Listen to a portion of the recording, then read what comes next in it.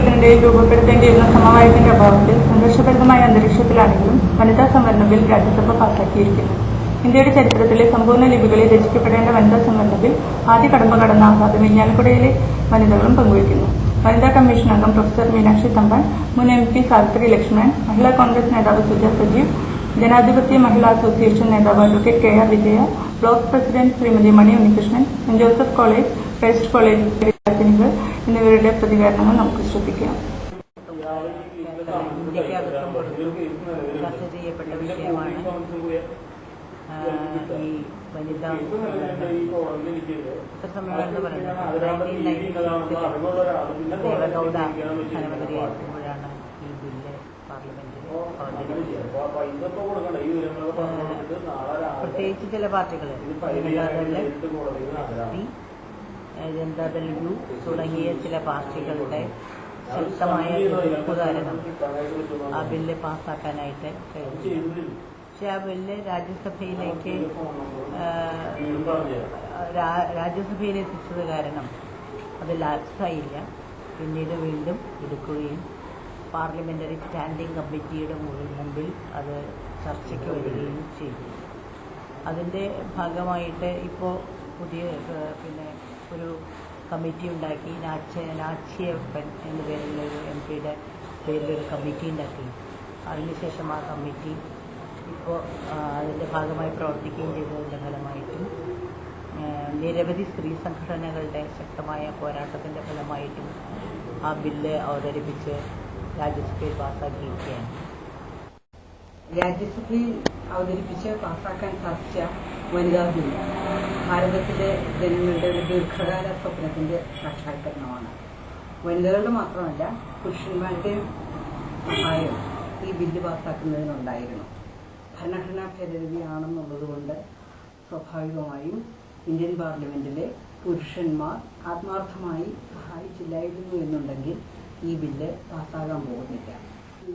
ഇത് നിയമമായി പ്രാവർത്തിക തലത്തിൽ എത്തുന്നതോടുകൂടി സ്വാഭാവികമായും വനിതകളുടെ സമൂഹത്തിലെ പദവി വല്ലാതെ ഉയരും. നിയമങ്ങൾ അങ്ങനെ പരിരക്ഷ നൽകുന്നത് ഇഷ്ടം പോലെയുണ്ട്. എങ്കിലും സാധാരണക്കാരുടെ നിത്യ ജീവിതത്തെ കുറച്ചെങ്കിലും കൂടുതൽ സുഖകരമാക്കുന്നതിന് സഹായകമായേക്കാവുന്ന ഗാർഹിക പ്രശ്നങ്ങൾ കൂടി കൂടുതൽ എളുപ്പത്തിൽ പരിഹരിക്കാൻ പറ്റുന്ന വിധത്തിൽ പെട്ട ഇപ്പോൾ കുടിവെള്ളം പോലെയൊക്കെയുള്ള കാര്യങ്ങൾ നമുക്ക് ഉദാഹരണമായിട്ടെടുക്കാം. അങ്ങനത്തെ നിയമങ്ങൾ ഒരുപക്ഷെ സമീപഭാവിയിൽ കൂടുതലുണ്ടാകാൻ ഞാനൊരു സാധ്യത കാണുന്നു. ഇതിനെക്കുറിച്ച് എനിക്ക് നല്ല പോസിറ്റീവായിട്ടുള്ള അഭിപ്രായമാണ്. പക്ഷേ ഇപ്പം മുസ്ലിം സ്ത്രീകൾ അതിന് മൊത്തമായിട്ട് താഴ്ന്ന രീതിയിലാണ്. അങ്ങനെ ഒരു ചെറിയ എതിർപ്പ് മാത്രമേ ഉള്ളൂ. ലിമിറ്റേഷനാണ് എപ്പോഴുള്ളത്. പുരുഷന്മാരുടെ അത്രയും സ്ത്രീകൾക്കില്ല. അപ്പോൾ ഞങ്ങളതിനെക്കുറിച്ച് ഈ ബന്ധത്തിലൂടെ നമുക്കത് സ്ഥാപിക്കാമെന്നൊരു വിശ്വാസത്തിന് ഞങ്ങൾ കാരണം സ്ത്രീകൾക്ക് കൂടുതൽ സംവരണം അതിനോട് കൂടിയിട്ട് സ്ത്രീകൾക്ക് കൂടി കൂടുതൽ ഇമ്പോർട്ടൻസ് നൽകുകയാണ് ചെയ്യുന്നത്. ഞാൻ വനിതാ സംവരണ ബില്ലിനോട് പൂർണ്ണമായിട്ട് യോജിക്കുന്നു. സ്ത്രീകൾക്കെതിരെയുള്ള പീഡനങ്ങളും എല്ലാം ഒരുവിധം നമുക്ക് അതിനെ കുറച്ച് നിർത്താൻ പറ്റും. കുറച്ചും കൂടിയും സംവരണം കൂട്ടിക്കിട്ടുകയാണ്. വനിതാ ബില്ലിന് ഞാൻ അനുകൂലിക്കുന്നുണ്ട്.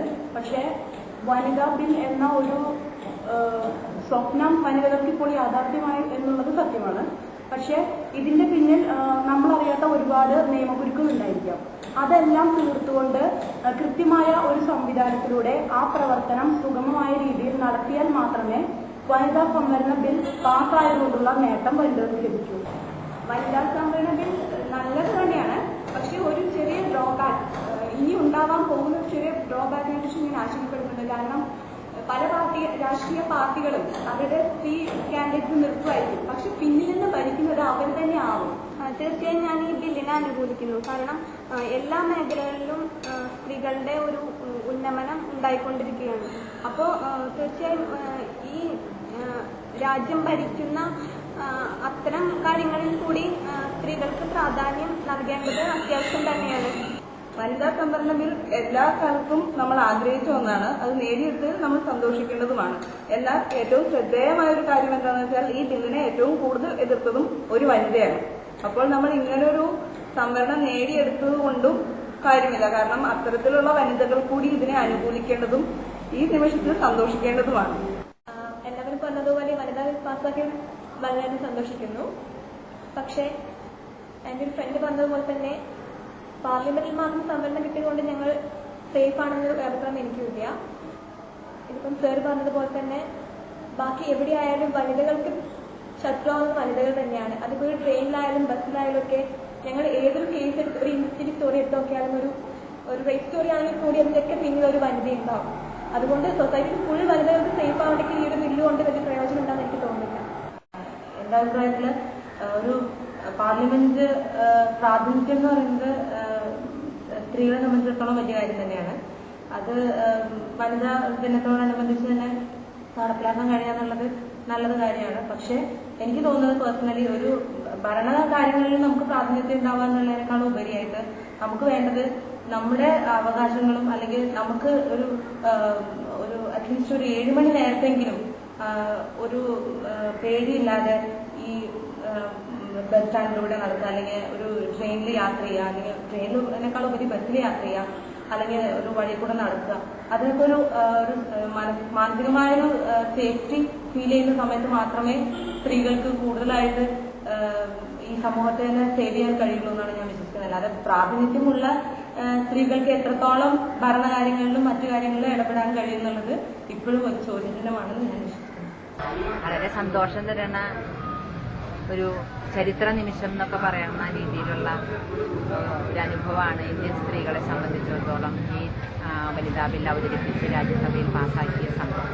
നാം മുന്നോട്ട് വന്ന് ഇപ്പോൾ ഇതാ നമുക്ക് എത്തിപ്പിടിക്കാത്ത ദൂരത്ത് നിന്നുകൊണ്ട് രാജ്യസഭയിൽ പാസ്സാക്കി, പാർലമെന്റിൽ പാസ്സാക്കാം. പക്ഷേ ഇത് നമ്മളുടെ ഒരു തുടക്കം മാത്രമാണ്. ഇനിയുള്ള കാലങ്ങളിലും ഒരു നല്ല തുടക്കവും നല്ലൊരു അഭിവൃദ്ധിയും നമുക്കുണ്ടാവും. ഇത് ഈ ഇരിങ്ങാലക്കുട നിയോജക മണ്ഡലത്തിലെ അഭിവാദ്യങ്ങൾ നമ്മുടെ UPL സർക്കാരിനും കേന്ദ്ര ഗവൺമെന്റിനും ഇത്തരണത്തിൽ സോണിയാഗാന്ധിക്കും പ്രത്യേകിച്ച് സോണിയാഗാന്ധിക്കും ഞങ്ങൾ അഭിവാദ്യങ്ങൾ അർപ്പിക്കുകയാണ്.